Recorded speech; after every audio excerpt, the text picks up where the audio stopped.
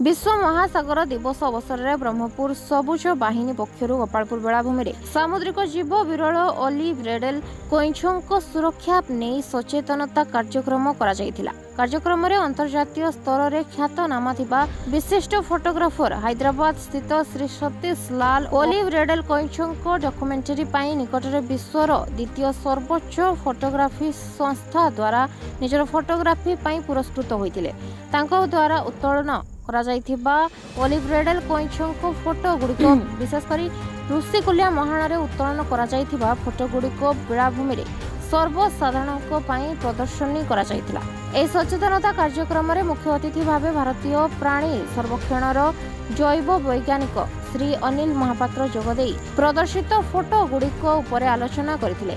बेलाभूमि को आसिथिबा पर्यटक प्रदर्शित होइथिबा छवि गुड़िक तथा ओलिव रेडल को एककालीन बेलाभूमि को आसिबा अंडादान करबा हेउ किंबा शावक कोइंछों समुद्र को फेरिबा विषय जानिबा पई आग्रह देखाइथिले। दिनकु दिन बढ़ुथिबा तापमात्रा और जलवायु जहाँ सीधा सड़क स्थलभूमि रे एथिबा जीवजंतु नहंती बरं सामुद्रिक जीव उपरे मध्य प्रभाव पकाउछि। समुद्रर विभिन्न जल स्तर रे भिन्न भिन्न प्रकार सामुद्रिक जीव रहितांती। जलवायु परिवर्तन जोगु समुद्रर जल स्तर तापमात्रा संतुलन रहुनाही, जहा द्वारा अनेक सामुद्रिक जीव लोप पाउथिबा बेले अनेक प्रजातिर जीव लोप पाउथिबा अवस्था अछंती। तेणु समय थाउ थाउ जलवायु परिवर्तन दिगरे आवश्यक पदक्षेप नेबा सह ए दिगरे सचेतनतार आवश्यक रहिछि बोली संगठन पक्षरु कहा जायछि, जहाकि आजिर कार्यक्रमर मुख्य उद्देश्य थिला।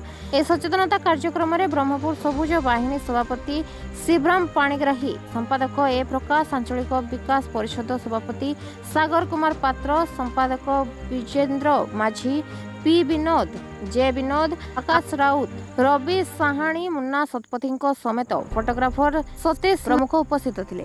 रंगेलुंटारू संदेश Kumar Sahu report, times studio.